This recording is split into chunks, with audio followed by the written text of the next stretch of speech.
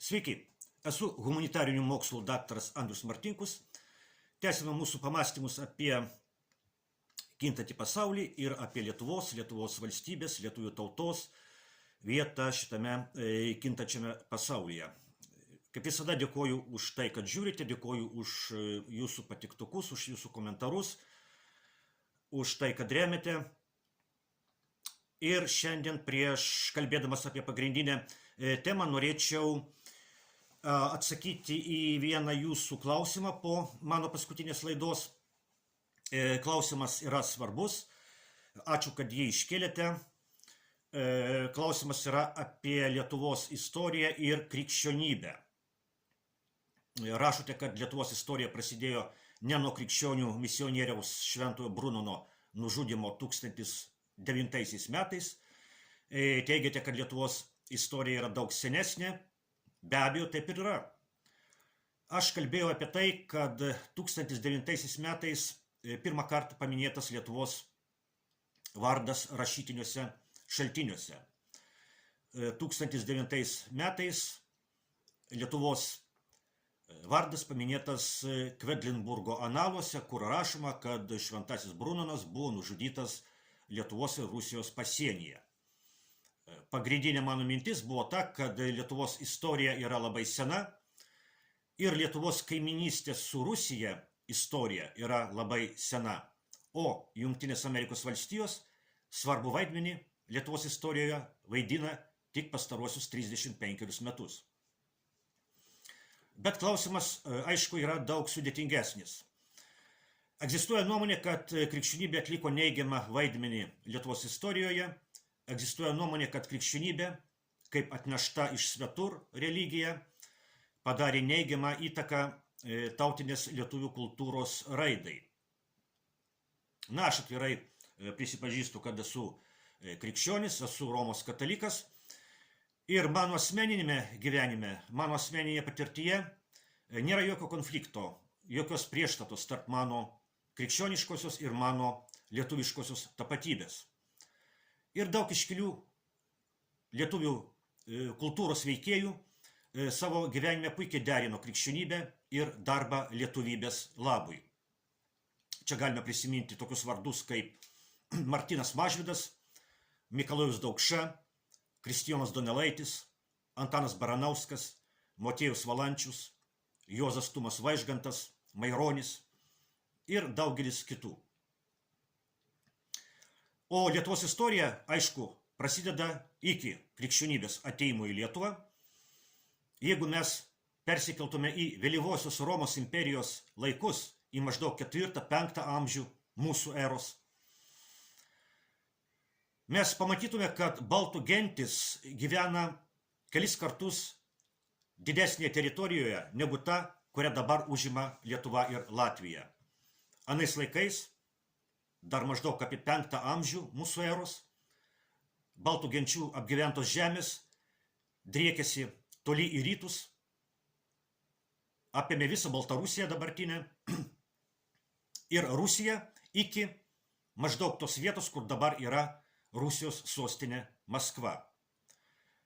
Taip iš tikrųjų, mano klausytojai, iš tikrųjų, kadaise baltų gentis gyveno tokioje milžiniškoje teritorijoje iki pat dabartinės Maskvos. O kai į baltų kraštus ateina krikščionybė, baltų genčių gyvenama teritorija jau yra kelis kartus mažesnė. Kodėl taip atsitiko? Todėl, kad tos baltų gentis, kurios gyveno dabartinėje Baltarusijoje ir vakarų Rusijoje, per kelis šimtmečius susiliejo su atėjusiais kitais žmonėmis, jos susiliejo su atėjusiamis slavų gentimis ir suslavėjo, tapo slavais. Tai yra dabartinės Baltarusijos gyventojai ir tos dalies Rusijos, kurie yra iki maždaug Maskvos, gyventojai yra palikuonys šito kadaise labai seniai įvykusio susiliejimo baltų ir slavų. Na ir šią prasme, aišku, šitie žmonės, kurie gyvena Baltarusijoje ir toje Rusijos dalyje, jie yra mums labai genetiškai artimi. Taigi, ką aš noriu pasakyti, kalbant apie krikščionybės ir, sakykime, lietuviškumo, baltiškumo santyki, kad tas baltų, sakykime, virtimas slavais neturėjo nieko bendro su krikščionybė, tiesiog baltų pagonybė traukėsi ir užleido vietą slavų pagonybei. Tai įvyko iki krikščionybės ateimo į rytų Europą. Aišku, krikščionybės plitimas baltų kraštuose buvo sudėtingas ir prieštaringas procesas. Čia galima prisiminti ir prūsų tautos istoriją, ir lietuvių kovą su kryžiuočiais. Bet dabartinėje istorinėje situacijoje krikščionybė ir tautiškumas be jokios abejonės yra sąjungininkai. Dabartinėje istorinėje situacijoje krikščionybė ir lietuvybė yra sąjungininkai. Tai, kad krikščionybė ir tautiškumas yra sąjungininkai, šiomis dienomis akivaizdžiai ir įspūdingai parodė prezidento rinkimai Jungtinėse Amerikos valstijose. Donaldo Trumpo pergalę lėmė krikščionių balsai. Taip, būtent krikščionių balsai. Jungtinės Amerikos valstijos vis dėlto yra labiausiai religinga vakarų valstybė, kad ir kaip mes kritiškai vertintume šitą šalį. Didžioji dalis krikščionių, tiek protestantų, tiek katalikų, balsavo už Donaldą Trumpą, kuris pasisako už tradicinės vertybės ir už tai, kad Jungtinių Amerikos valstijų politikoje svarbiausia būtų pačios Jungtinės valstijos, tai yra Jungtinių valstijų nacionaliniai interesai. O didžioji dalis nereligingų Jungtinių valstijų piliečių balsavo už globalistų statytinę Kamalą Harris. Nežinome, kokie bus prezidento Trumpo veiklos rezultatai, bet jau dabar matome, su kokia neapykanta ir baime daug kas pasitiko Trumpo pergalę. Taip pat ir Lietuvoje. Akivaizdu, kad Lietuvos režimas norėjo ir tikėjosi, kad laimės globalistų statytinė Harris. Kodėl Trumpo pergalė kai kam kelia tokią baimę ir neapykantą? Kodėl Lietuvos režimas su visais savo propagandistais norėjo, kad laimėtų globalistų statytinė Harris? Ogi todėl, kad Trumpo pergalė yra dar vienas ženklas, jog baigėsi epocha, kuri prasidėjo prieš 35 metus. Baigėsi epocha, kuri prasidėjo žlugus Tarybų socialistinių respublikų sąjungai. Baigėsi neoliberalios globalizacijos epocha. Baigėsi epocha, kurios pradžioje 1990 metų kovo 11 dieną buvo paskelbta Lietuvos nepriklausomybė ir tai kelia baimę Lietuvos režimui. Lietuvos režimas, globalistų statytiniai ir jų propagandistai gąsdina Lietuvos žmonės, kad šitos istorinės epochos pabaiga, neoliberalios globalizacijos epochos pabaiga, neoliberalios globalizacijos vadovaujamos Jungtinių valstijų epochos pabaiga bus ir Lietuvos valstybingumo pabaiga, arba gali būti Lietuvos valstybingumo pabaiga. Todėl reikia žūtbūt padaryti, kad šita istorinė epocha, prasidėjusi žlugus Tarybų sąjungai, kad šita istorinė epocha nesibaigtų.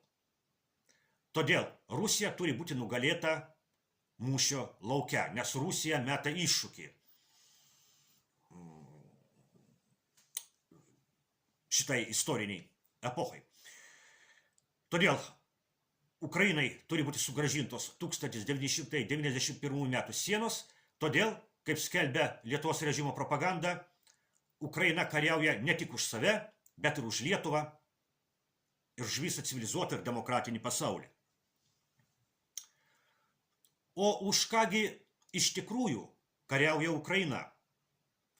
O iš tikrųjų, Ukraina kariauja už tą pasaulio tvarką, kuri atsirado po Tarybų socialistinių respublikų sąjungos žlugimo. Ukraina kariauja už Jungtinių Amerikos valstijų pasaulinę hegemoniją, lietuviškai tariant, viešpatavimą.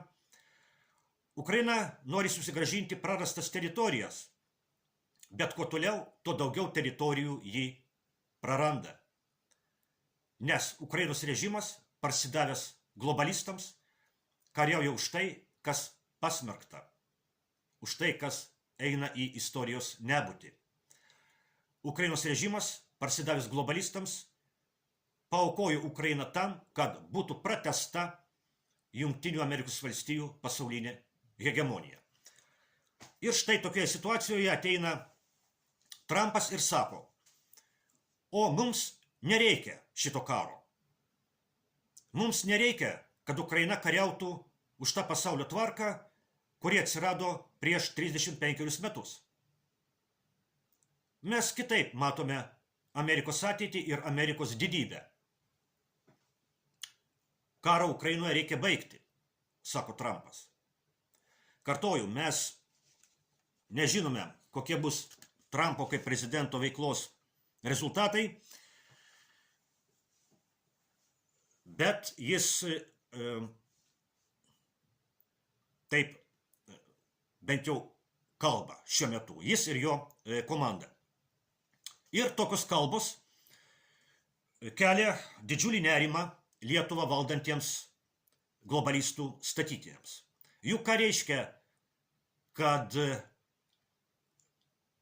Jungtinės valstijos nutraukia paramą Ukrainai, arba bent jau ženkliai sumažina šitą paramą ir kažkaip stabdo karą Ukrainoje.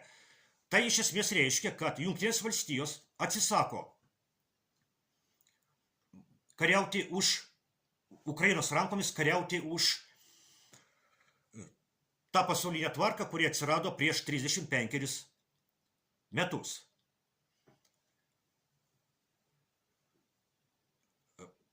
Aišku, čia reikia gerai suprasti. Donaldas Trumpas ir toliau sieks, kad Jungtinės valstijos išliktų stipriausia valstybė pasaulyje. Jis sieks, kad Jungtinės valstijos kiek galėtų išliktų lyderis pasaulinis, bent tam tikrose srityse, bet Trumpas taip pat supranta, kad Jungtinės valstijos jau nebegali būti globalių pasaulinių hegemonų, pasaulinių viešpačių.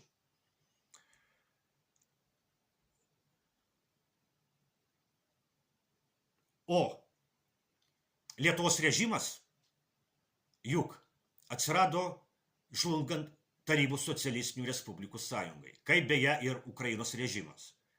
Ir kadangi Lietuvos režimas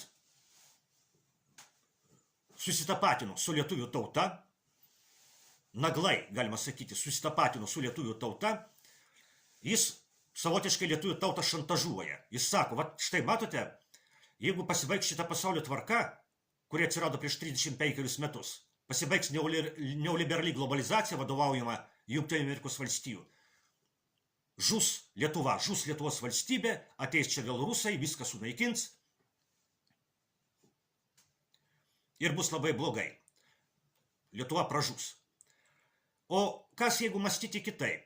Kas jeigu mąstyti tokiu būdu? Jeigu Rusija nebus nugalėta Ukrainoje, iš tikrųjų kažkas atsitiks, kažkam bus blogai. Jeigu Rusija nebus nugalėta Ukrainoje, kažkas galbūt atsitiks ir Lietuvoje, bet gal ne Lietuva žus, ne Lietuvos valstybė pražus, o gal Lietuvos režimui. Lietuvos režimui, kuris yra ne tik rusofobinis, bet ir antilietuviškas režimas. Gal šitam režimui iškils grėsmė. O lietuvių tautai galbūt tai bus ne taip jau ir blogai. Kągi, tokių provokacijų klausimų baigiu šitą mūsų susitikimą ir iki kitų kartų.